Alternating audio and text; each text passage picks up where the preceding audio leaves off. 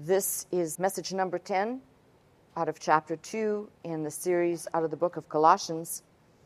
And as the footnote on last week, we left with that kind of enforcing, having forgiven you all trespasses. And if we read on, because I'm going to be dealing with a concept within verse 14, but I'm taking the last portion of verse 13, having forgiven you all trespasses. There's a semicolon right there, blotting out the handwriting of ordinances that was against us, which was contrary to us, and took it out of the way, nailing it to his cross. So not only has God forgiven us, but he has removed the document of our indebtedness in two distinct ways. So if you look in your text, in two distinct ways, by blotting it out, whatever that means, and we'll look at that, and by nailing it to the cross. So two distinct ways that have dealt with this handwriting of ordinances, if you will. The question that then comes into play is how. Now don't go with a simple mindset here, because actually most of us will ask this question. So how could the death of Christ on the cross take away, blot out, remove, and at the same time it says nailing it to the cross? How could that happen?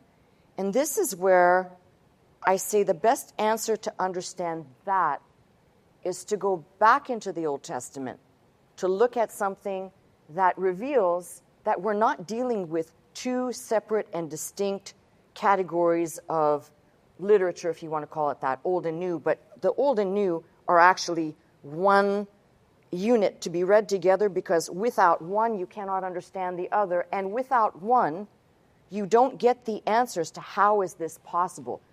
The real issue is you've got to go back and see what's underneath within the Old Testament that gives us the answer of how this is possible.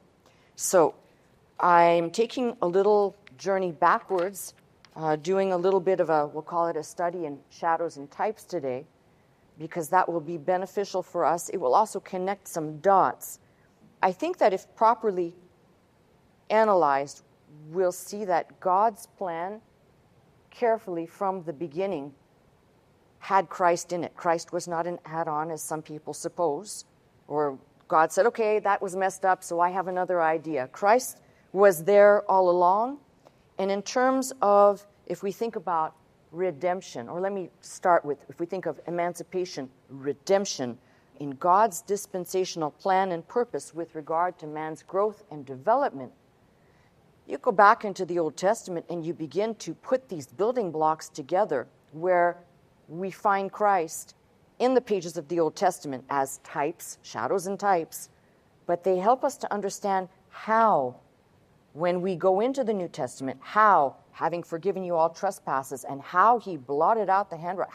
How did God, who gave the law, who said the law is the law, how then is the law fulfilled? Or how has it been removed? Or how has it been dealt with? So this is why going back, working backwards, is a great help.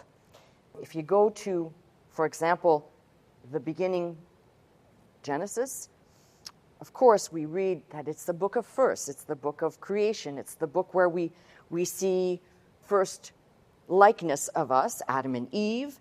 We encounter people who will be pivotal to all three major faiths. I speak of Abraham, but we can also analyze Genesis, for example, as shadow and type. And I'm doing this, it sounds a little bit disconnected, but when you step away in the big picture, this will all make sense. If you see that in Genesis, after the fall, God reveals the plan for fallen mankind. Now, it doesn't appear that way at first by driving Adam and Eve out of the garden. But the book tells us of man's weakness, of sin, and his nature. And I use man, just for the sake of my listening audience, as a generic term, humankind. So to not say humankind, I'm using the word man. It's not sexist or gender, as people are very hung up on these things nowadays. And how God has patience with his broken creation. But if you read on in Genesis, we encounter, for example, things like Noah's Ark. And many years ago, I did a study, and we did a study in types, and I said that the ark itself is a type of Christ. God basically said to Noah, build this ark, and essentially God says, I'm going to start over with 8 people, 8 being the number of new beginnings. That's Noah and his family. But the ark itself typifies Christ, for when we are in Christ, we are safe from the tumult and everything else, the judgment upon the world. There are other types and shadows within the book of Genesis, right there in the Noah's Ark telling of the unfolding of this. For example, the fact that 8 people went into the ark, that God said he was going to destroy the earth with a flood, and that he would start over with them, is typified, or it is a type of how we are basically in Christ, and eventually God will start over with the family of God when the new earth is formed. That's after the destruction and everything else is burnt up. God will have a recreational period for which we will return to the earth, and that begins a new beginning with the family of God. So there are shadows and types pretty much everywhere that we can find in Genesis. But there are some shadows and types that are deeper or connected to other parts of the Bible. They unveil or they reveal. In this case, my focus will be the deeper work of Christ. So if we started in Genesis, for example, and I just mentioned the ark also tells us about, for example, when it came to rest on Mount Ararat. And this was before the rest of the waters abated. So a type of resurrected life with the ark appearing long before anything else was made to be seen by the naked eye, which is again another way of explaining Christ as the first fruit of the resurrection. We do not yet see what we shall be, but we can look at Christ like the ark that rested on Ararat as a type of what will be ultimately. So when you get to the institution of the Passover in the book of Exodus, and remember Paul says in the New Testament, Christ, our Passover. And you get to the book of Exodus, they are still in Egypt's bondage. That's I'm not going there, but if you're interested, it's in the 12th chapter of the book of Exodus. And basically, they're told to apply the blood, and in doing so, in obedience to following those orders to apply the blood, the destroying angel would pass over their house. They would be spared. They would be saved. So there's also an element of obedience and failure to obey and its consequences. But here's what as I was preparing all this, I noticed something. There are still people in the church today that think simple knowledge of blood applied to the doorpost is all you need to know. That's all you need because that represents redemption. But there's a problem with that. See, if you don't take the steps to learn the shadows and types or the book itself of Leviticus, we wouldn't know that many of the offerings, no, not many, all the offerings point to Christ. All the offerings tell me some dimension and perspective of Christ's work. But not only that, we would only be looking at the blood as applied to the doorpost for redemption. We wouldn't yet understand what it means to be a worshiper. So the book of Leviticus were the instructions to bring us into access with God for worship, for right standing, that is putting us in the right frame before God. So it's almost like saying, if I know some people say, oh, I don't bother reading Leviticus because it's so boring. It's just like reading a grocery list or just very dry. No, actually, as you begin to read it, you realize everything here that was, we'll say, anointed by the Holy Spirit to be written down actually points to Christ in such a specific, beautiful way that when we go back into the New Testament, back into the book of Colossians, where it says he blotted out the handwriting of ordinances, we'll know how. We'll see it clearly because it's not as though Christ was separate or separated from these books, or specifically what I'm going to look at in the book of Leviticus today. So, if you want to turn there, if you want to turn to the book of Leviticus, and I know there'll be people that will say, that's kind of a boring book. Well, don't be so judgmental. You might find that it's not as boring as you think. You might be boring. Okay. While you're turning, I want to add one thing, because I wrote this down and I really want to read this to you because it's important. The difference, by the way, between Exodus and Leviticus is where Exodus, the blood was applied and redemption occurred, rather in Leviticus, we see the work of Christ for the redeemed, the work not of delivering out of bondage, but of showing the way of access for worship, communion, and in order to have communion with God, we in this new dispensation need Christ to break down the wall of partition to have access. So it brings us full circle. So now we're in the book of Leviticus. And let's see what this unveils for us. If his offering be a burnt sacrifice of the herd, and burnt sacrifice or burnt offering means the whole thing, not a portion of it.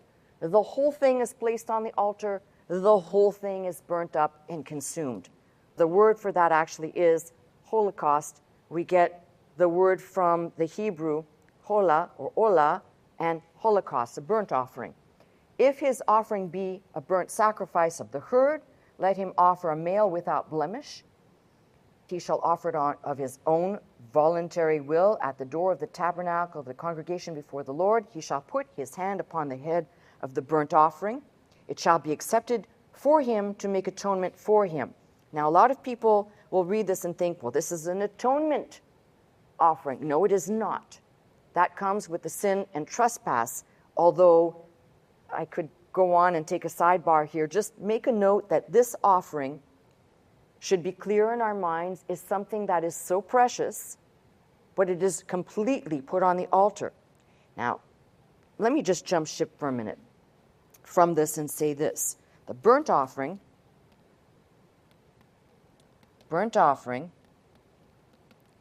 is, 1, a sweet savor. 2, an offering of a life for a life, not in an expiatory or in a substitutionary way. It's just a life for a life, making it different right from the get-go from the meat or meal and peace offerings, which would be flour, oil, corn, not a life for a life necessarily. Third thing here, which I just read to you, offering that is for the acceptance of the worshiper. And finally, that it is consumed by fire, wholly consumed by fire. Okay? So those are their 4 characteristics. Sweet savor oblations, which were all for acceptance. That means that the individual comes, and essentially we have several marks that are, again, going into shadows and types. To place one's hand upon the head of the animal is identification with. What have we been saying in the New Testament? Everything is with Christ. It's being identified in union with, in connection with. So the first thing we can know, if we're looking for shadows and types of how, remember, I'm looking at how the handwriting was blotted out. How is this possible? Well, Christ is the burnt offering. And somebody might say, well, how is that possible? Well, he, indeed, we know, was the most precious and most valuable, placed on the altar, which was the cross, completely offered to God. Now take that as another shadow and type that fits right over Romans 12, which is we are to completely, us, as a type, Christians, right, followers of Christ, to present ourselves holy, placing ourselves on the altar, except we never do that wholly and completely. Have you, this is honesty time, and don't even answer. Don't even bother answering. I was going to ask the question, I said, no, I'm not going to do that. I know of no one who has perfectly and completely given themselves up, surrendering themselves completely and wholly to God. I know of no one except the Son, Jesus Christ. I know of no one, and I've never met anyone. Please do not even profess to tell me the holiest person that you can find, whoever that may be, that they don't have human and carnal thoughts. Sorry, I'm not. You lost me. If the person says, no, I don't, you've lost me. You're still wearing a flesh garment, which makes you, right then and there, a liar. All right. So, because I just think, just listen, we are all in the same boat. That's the wonder of delusion. Human beings are so wonderful in their ability to be delusional. All right? That's what we're great at that. Oh, no, not me. I've never done that. Right. Yeah. Okay. So my point is that I know of no one. You know of no one except Christ. And the wonderful thing is, if you kind of go back and you read, you see here a male without blemish. We know that's another type with Christ. Voluntary, of his own voluntary will, of free will. Christ went to the cross that way. Although he said, Father, if it be thy will, nevertheless.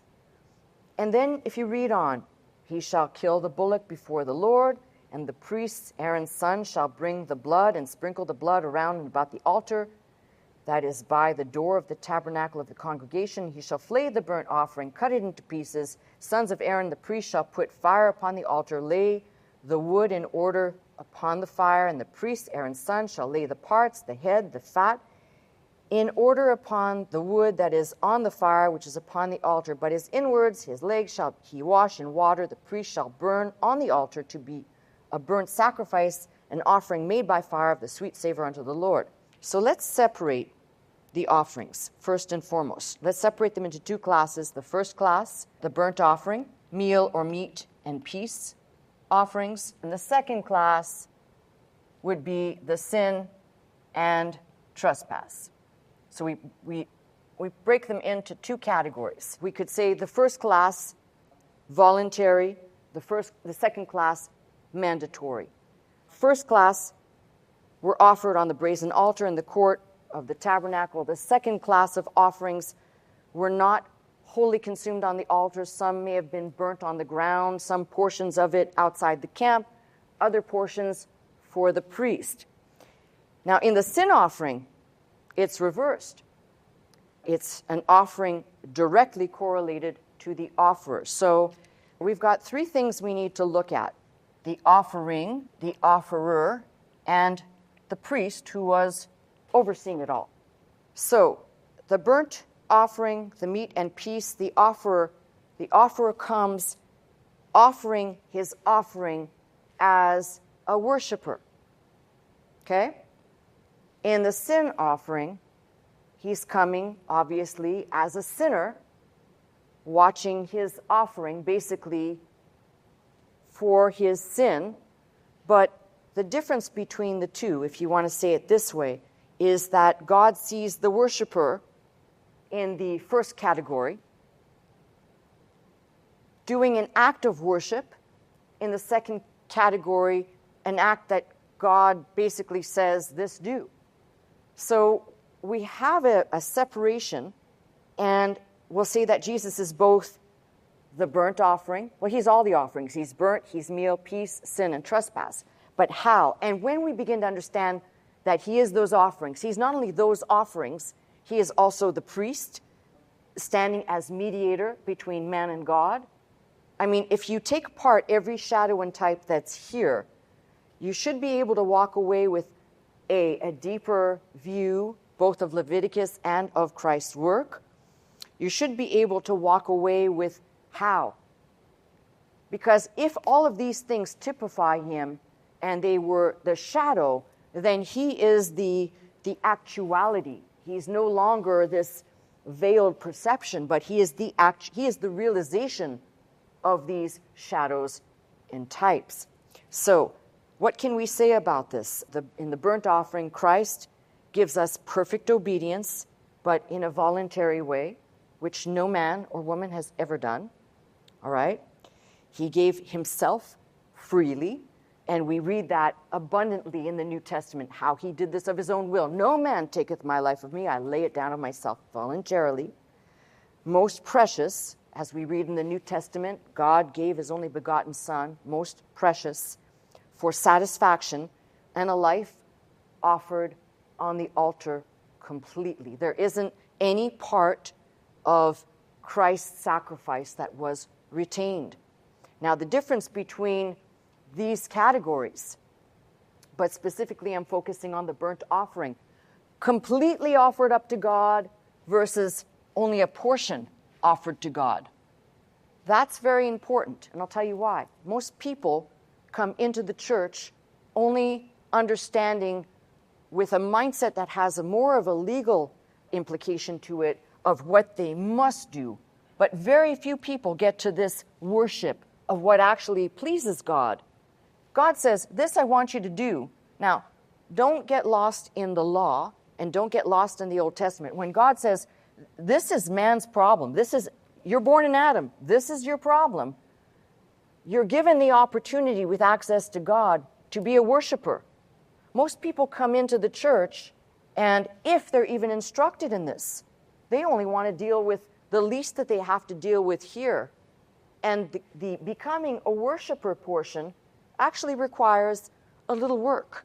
And when I say a little work, it's not easy for people to actually discipline themselves to understand there's something that pleases God, and it's not just because you sat your pretty little derriere in a chair on Sunday.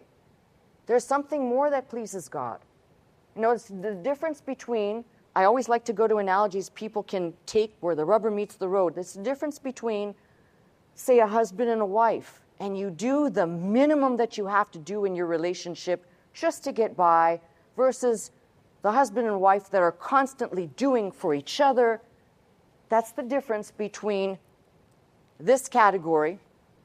Down here, I only do the bare minimum. I just have that in mind, but I certainly don't have the worship in my heart.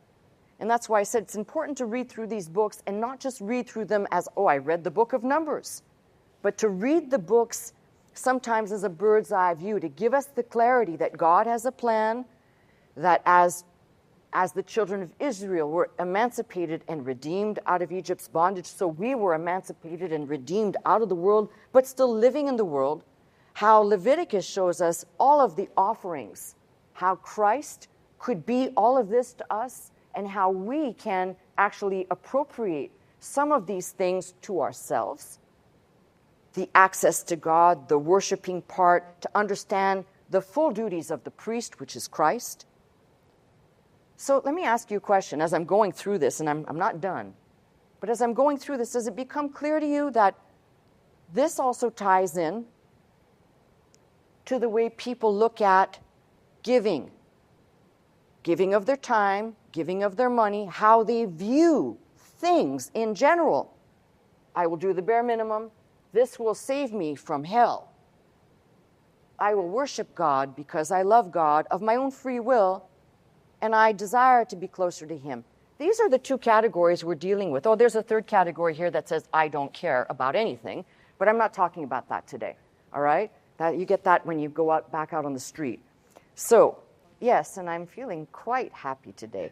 Yes. I mean, listen, I'm here all business, and there's little time, so it's like how to get this all out in the limited time that we have. So, I want you to read when he also says here, and he shall kill the bullock before the Lord, and the priests, Aaron's son, shall bring the blood and sprinkle the blood. There's all this emphasis on the blood, and there is a reason for that. Again, when we talk about salvation, think about the tragedy. God gave the law, knowing man's frame, knowing. If there's a comment to make, and please, no thunderbolts here, but if there's a comment to make, it would be like, well, why didn't you just start with Christ in the first place? Why did we have to go through the exercises of the law? But the fact of the matter is that God, by doing so, revealed that we are incapable. We cannot help ourselves. Anybody who preaches that you can help yourself, we're talking about the things of God, not self-help of the world, does not understand what God offers to each of us sinners.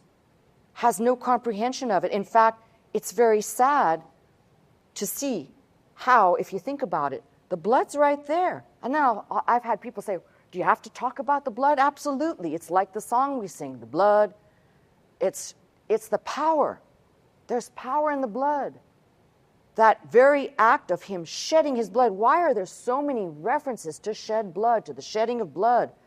We have it right there in Genesis when God slew animals to clothe Adam and Eve, to take off the works of their hands, the fig leaves, and to place his work that would represent he is the one that will lead them and guide them. But there had to be an animal that was slayed, that shed blood, right there, right back there in Genesis. So it's important to see how these play out in shadow and type.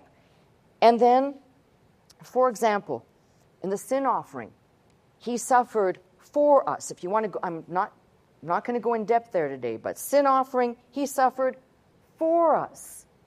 You can never look at the sin offering, I pray, we'll get into it at some point, but you can never look at the sin offering and make it lighthearted.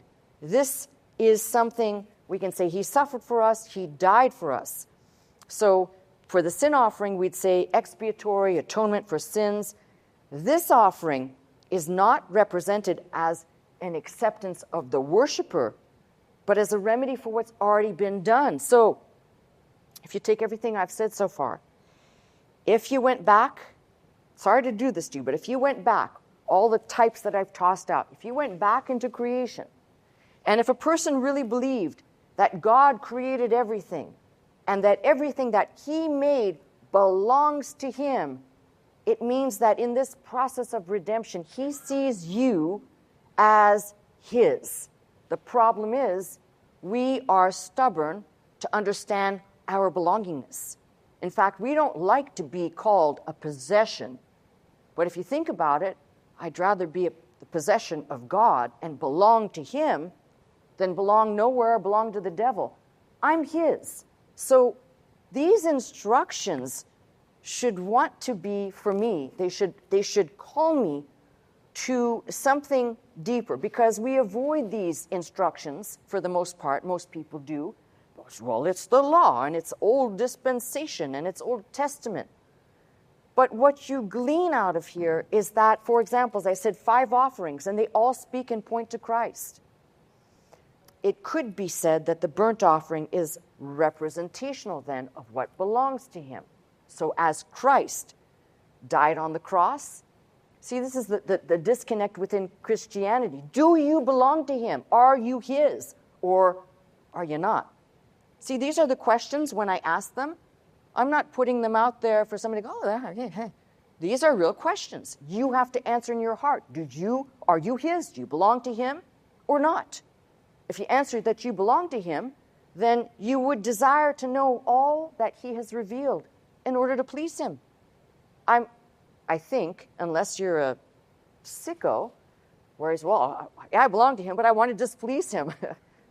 I mean, unless that's your mindset, you'd want to learn everything that you can. So a life yielded to God completely, that is man's duty Godward, but we fail, and we fall short of that. I quoted that last week, Romans 3:23, all have fallen short of the glory of God. But if you take what Christ has done and you basically put this into the offerings, he offered himself up wholly and completely. He came to do the will of the Father, and he did do the will of the Father. So wholly consumed upon the altar. He died on the cross. No swoon theories, no resuscitation theories. He died on the cross. And this also, by the way, when we say burnt offering upon the altar, differs from, as I pointed out earlier, differs from the other offerings in that these are whole portions, complete in totality, versus these down here, sin and trespass, which are only a portion. That is its entirety. They have a different value, and that must be understood as well.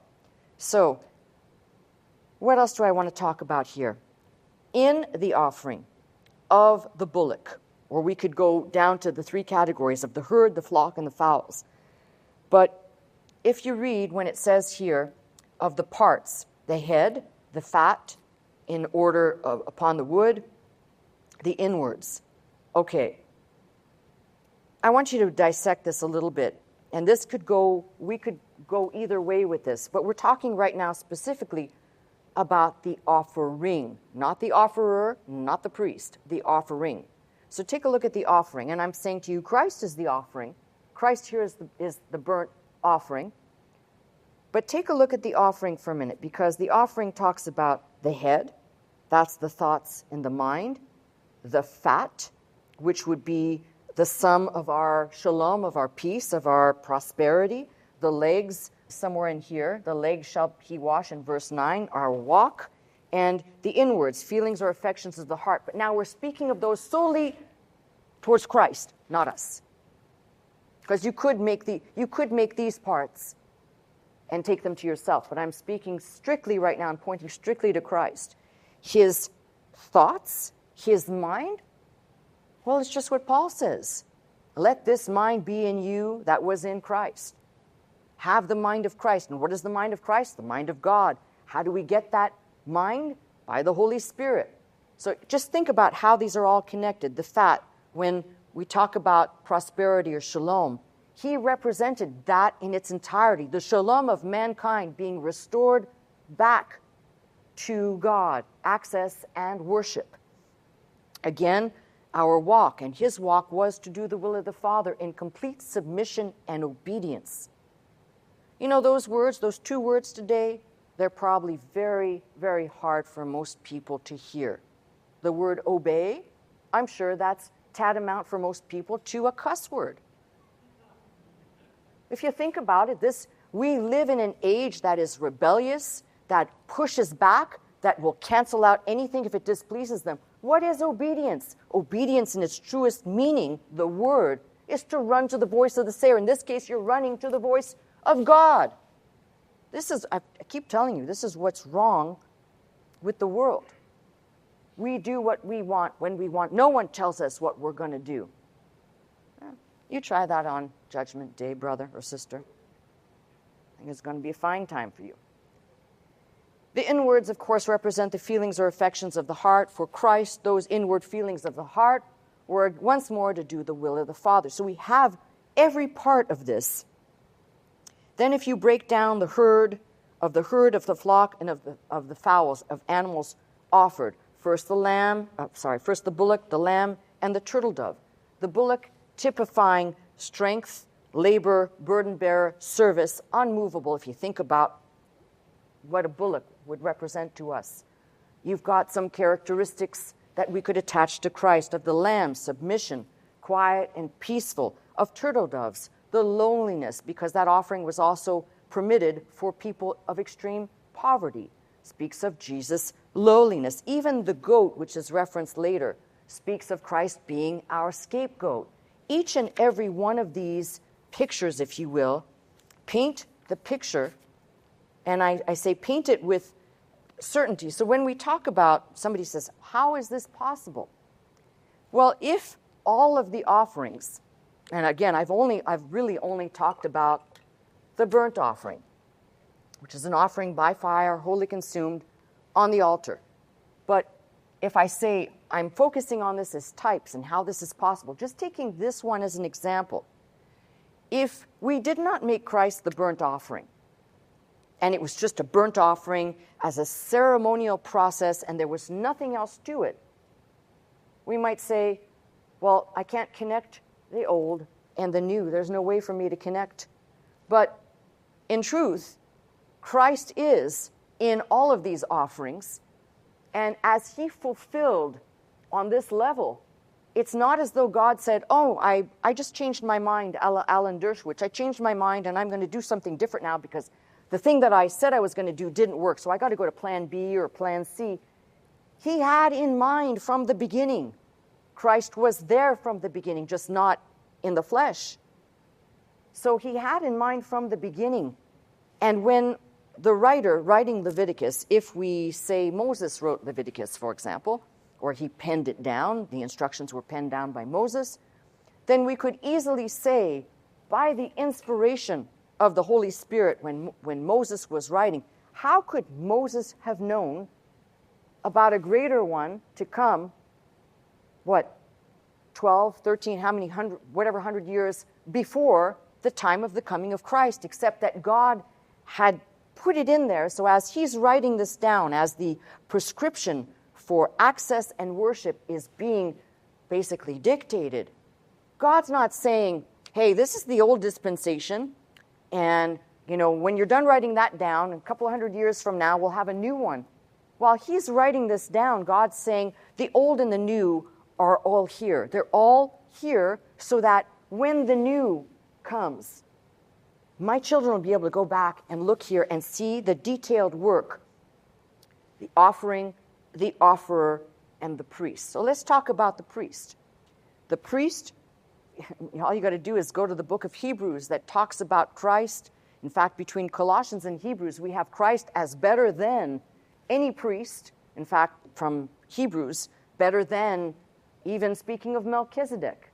And that's quite a controversial subject, I know. But my point is that as priest, you've got types here. Now, don't go so far as to take Aaron as a type. He is not. Now, Aaron's rod that budded overnight, that was a type. That was a type of the resurrection. Aaron's rod that budded is a type. But Aaron himself, no. What Aaron does, because obviously we know what he does in the book of, between Exodus and Numbers, and actually it's chronicled as well, a part of it in Deuteronomy, with his lack of judgment, he cannot be, nor can we look at him and say as priest. But as the position that God instituted as priest, Christ as priest, yes. Why? Because he fit perfectly all the requirements that were needed of one to serve as priest. And there has not been another like him. So when we talk about the shadows and types, as I said, priest, the offerer, all right, the offerer in this case, Christ could be the offerer. We could take that as a type as well. The fact that those that came that would have to place their hand on the head of the animal to identify with and essentially transfer, conveying the sins onto that animal. Well, we could call Christ the offerer. We could also call him the offering. He fits all of these. Now, hopefully I haven't lost most of my audience with shadows and types, because if you're not familiar, it might be like, what you talking about? Where's this coming from? But let's talk about the sum of the offerings. So it should not be looked at as simply, God says here when he speaks to Moses, here's the sum of these offerings, and he spells them out. We should actually delve in. And now, for example, I read to you about the inward parts, about verse 9, how the priest shall burn all on the altar, everything, to be a burnt sacrifice, an offering made by fire of a sweet savor unto the Lord. And if his offering be of the flocks, namely of sheep or of goats for a burnt sacrifice, you shall bring a male without blemish. It's always the same thing. It's a male without blemish. It's never going to be a female. The only exception to that may be a turtle dove, but I'm not exactly sure that that could be admitted or qualified in the burnt offering as such, because each of these is a male without blemish, again, pointing to Christ. You shall kill it on the side of the altar northward before the Lord, and the priest, Aaron's son, shall sprinkle his blood around about upon the altar. He shall cut it into pieces with his head, his fat. The priest shall lay them in order on the wood that is on the fire, which is upon the altar. But he shall wash the inwards and the legs with water, and the priest shall bring it all, burn it upon the altar. It is a burnt sacrifice, an offering made by fire, a sweet savor unto the Lord. And it keeps repeating, by fire. What should we understand by fire? Should we understand it as cleansing in this case, as a type, or should we understand it as power and presence of God? The power and presence of God. Now, if we were talking about what's wholly being consumed on the altar by fire, we might say, if we were going to bring the analogy back to us and away from Christ, we might say, my offering is being consumed upon the altar wholly as I stand and witness my offering, the thing that I brought with my hands, as standing trial by fire, as a test of God, whether it is accepted or not. But the point I'm making here is if we see Christ in all of these dimensions, if we see Christ's work in all of these dimensions, in, as I said, subcategories of the animals, subcategories of offerer, priest, subcategories of the offerings themselves, both in the first category, first classification, burnt offering, meal, peace, or the second, sin and trespass, we can learn, I'm going to say a little bit more than what's on the surface about Christ's work. Let's just say, indulge me for a minute, let's just say you didn't have the New Testament, and all you had was the Old Testament right now. You could, because, sorry to say this, that's all those folks had before the writing of the New Testament. So there had, essentially, people would walk around from Genesis to Malachi. This is their Bible. This is what they would use. So if I was walking into a town in 50 AD, like the Apostle Paul did, I might actually take this. I want you to kind of try and visualize this. I might take the book of Leviticus if I was trying to teach you. There is no New Testament now, has not been written yet. And I'm trying to teach you about the work of Christ.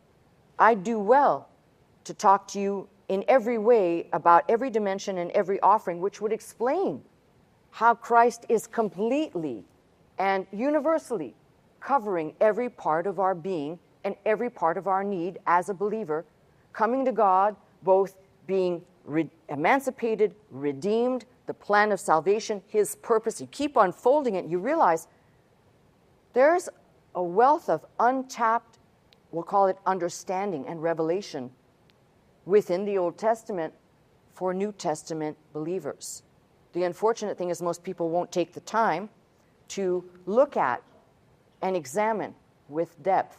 So as I pointed out to you just now, for example, in the burnt offerings, in that category, I would ask it this way. Somebody comes into a church in today's universe. So let's translate this a little bit, and now I'm stepping away from the types.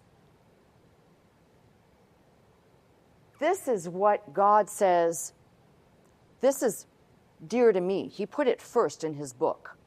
When he starts outlining the offerings, he put this burnt offering first. He said, this is dear to me. And as he moves away, he's moving away from what's dear to him. When we start at this end. We start by coming here, and we look at, I have to satisfy the sin and trespass. The problem is if people never get to this place right here, which are these offerings, they will not understand the fullness of Christ's mission, his work, what he's done for us, and you end up with people who come into a church thinking, I don't have to do anything, just my presence alone is sufficient to God. No, you do actually have to do something. You've got to pay attention, open your mind, and think that maybe if these things please God and they're pleasing to God, no, we're not sacrificing animals anymore, and we're not talking about continuously sacrificing Christ every single time we gather, as some folks do in other parts of Christendom, I guess. But we're talking about something that is so incredible that if people would actually take the time to look at this, it might revolutionize the way people actually come into a church and worship. See, the thing is, I think people condition themselves. You come in, if you're even being taught anything, the thing is, okay, well, the pastor said I'm a sinner, so I guess I'm a sinner and I need to be saved. So therefore I need Jesus. So now because I trust in Jesus, I'm saved. And that's that. Well, that's true. And there's no but after that. That's period. That's true. My issue is that no one will take the time to look at these. Look at them first through the glasses as though you're looking strictly at Christ. Christ did not say to God the Father, okay, I'll give you a portion, and I'll be so stingy about my portion, I'll count it down to the last hair, like some folks do when they're giving. No, Christ said, basically, I'm putting in my own words, all of me, not a portion, all of me. So I'm asking you a question. Why is this so difficult for us to understand and grab hold of? Yes, I think I'm vacillating in and out of making applications to us as individuals and then going back to the types and shadows that are in Christ. But regardless, you can see the depth of what we can glean out of here. And if you keep reading, I'm on into verse 14 And if the burnt sacrifice for his offering to the Lord be of fowls, then he shall bring his offering of turtle doves or of young pigeons. So God basically here, in the different, we'll call them different representations of offerings, they're dimensions. It would be like, I just gave you the categories, it would be like, think of it this way. I'm standing taking pictures of a mountain range. I'm 50 miles away from the mountain range. I take a picture. I go to the north and I take a picture. There's another angle. I go to the south. There's another angle. I zoom in. There's another angle or another perspective. These are all perspectives of the same thing.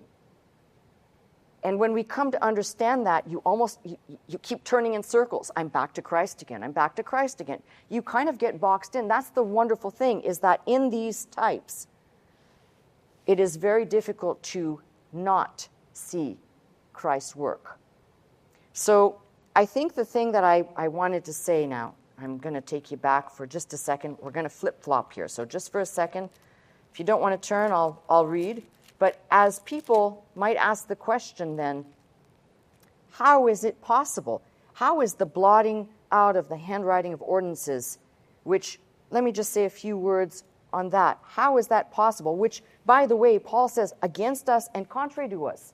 Here is a Pharisaical tribe of Benjamin, the guy who's steeped in the most Judaism you could imagine, when he says, against us and contrary to us. Not for us. Against us. So when it says, and he took it out of the way, nailing it to his cross, these two things, the blotting out and the nailing, in two methods, if you will. Well, the nailing, we know he was crucified. And when he died on the cross, those things went with him. This is why I keep telling you this. I think I'm going to keep repeating this until you say, yeah, I got it already, enough. But these folks who stay stuck in legalism, and they stay stuck in not understanding the law and the fulfillment of the law. Remember, Christ did not say that he came to ameliorate, improve.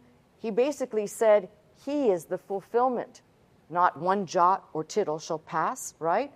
He, and he alone. So it's important for us to really grab hold of this, especially for those folks who are constantly confusing Old Testament and not seeing, as I said, the types, but they'll go straightway to the legal perspective of it. Now, if you read Galatians, and Galatians, Paul takes up the types which I mentioned out of Genesis. Paul takes up those types. In fact, he takes them up in multiple books as if to say, I'm lacking words to explain, so I'll go back into those Old Testament characters and I will make an exegesis for you to be able to see those shadows and types were put there for a purpose. You remember what he did in Galatians when he's talking about Hagar and Sarai and Ishmael and Isaac. Well, the same thing is happening when we read, for example, like I've done with Leviticus with the burnt offerings. So you can typically see that as a man under the law, as our substitute, Christ basically stood for us, facing God, taking and incurring the penalty of the law being broken. Because the law basically was this: you better keep it perfectly and completely. Missing just one little mark of the law didn't mean, oops, my bad, it meant death. And what does the Bible say? For sin comes death. So again, I'm back full circle to something.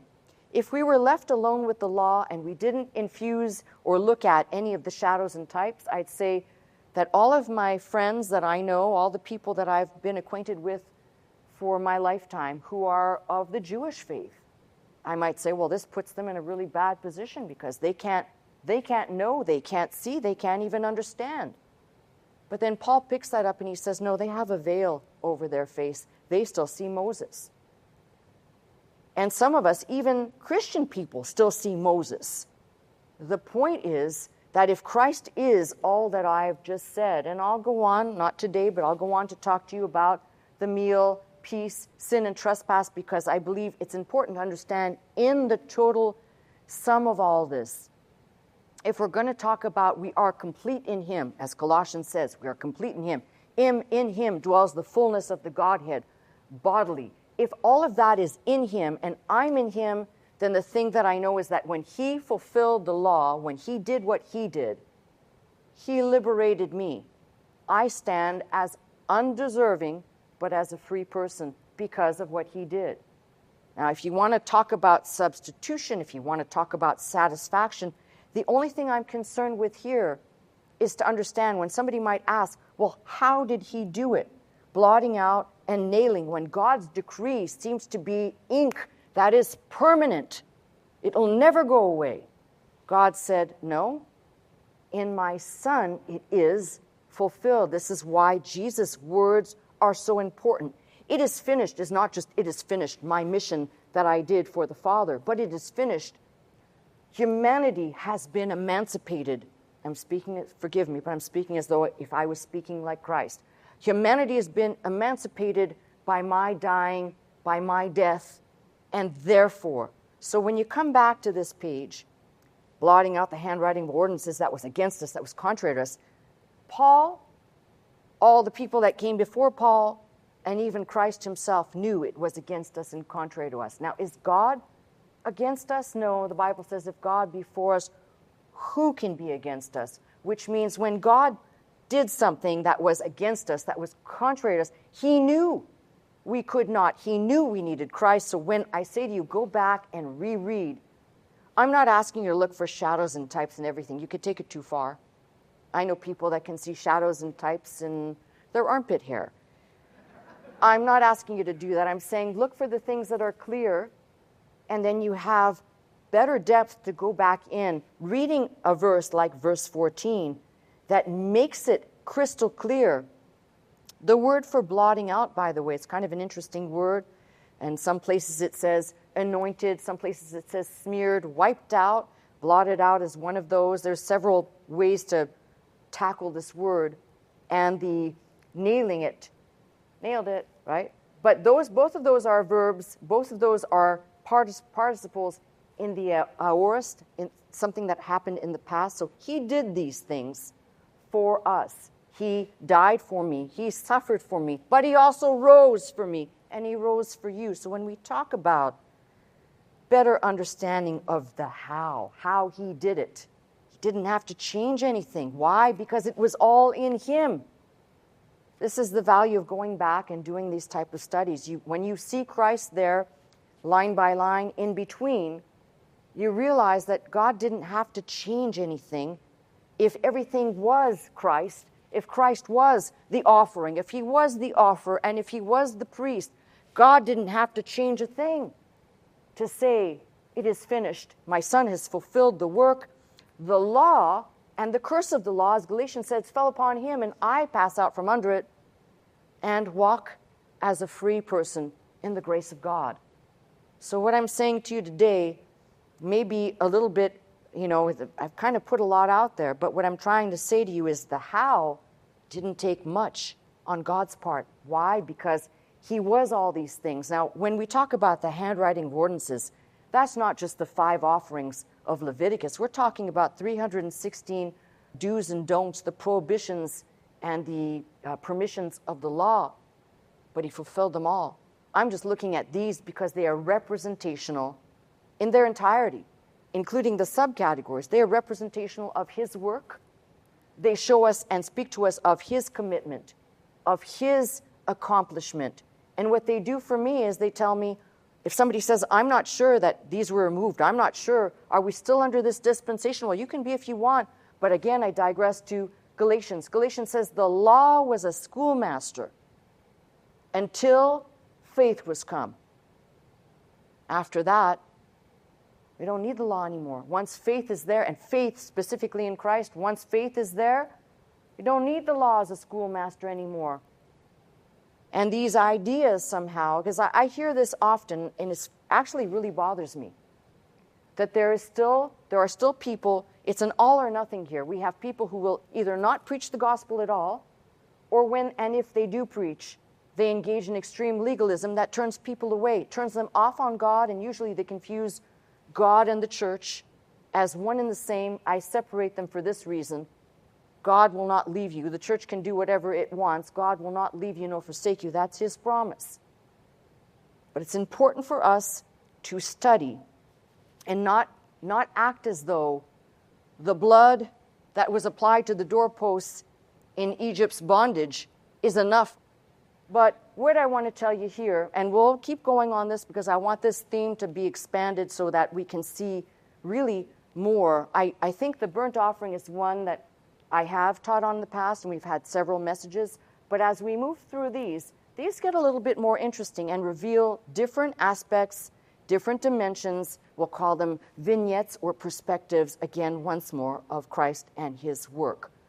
Offering, offerer, and priest. So how did he do it?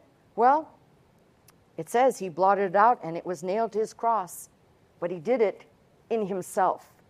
So no one should have confusion on this. The declaration from the cross, as I said a few minutes earlier, it is finished, was not just I came to do the will of the Father, but it is finished. Redemption of humanity. Now, the thing that needed to happen beyond that it is finished moment, of course, he had to come out of the grave. He had to come up, be raised up to validate every other claim that he made. But if that claim is true, and it is true and validated, then I'm going to take as much time to look into this book and know as much as I can about the person and work of Christ, because I don't need to know any more after that about what he blotted out or what he erased to know I stand today in front of you and you are sitting in front of me and in the sound of my voice as free, emancipated, redeemed people. And I pray, hopefully, as worshipers who understand their access to God. These are all, as I just said, I just referenced the books of the Bible from the Old Testament, not even looking at the New. And this is how we can probe a little bit deeper to understand this. I'm going to pick this up next week, so for right now, that's my message. I hope you'll be here next week. I'm Pastor Melissa Scott, pastor of Faith Center, Glendale, California. I teach every Sunday morning at 11 a.m. If you'd like to attend services with us, simply call the 800 number, that is 800-338-3030, to join us. If you'd like to watch, listen, and learn 24 hours a day, simply log on to our website at www.pastormelissascott.com.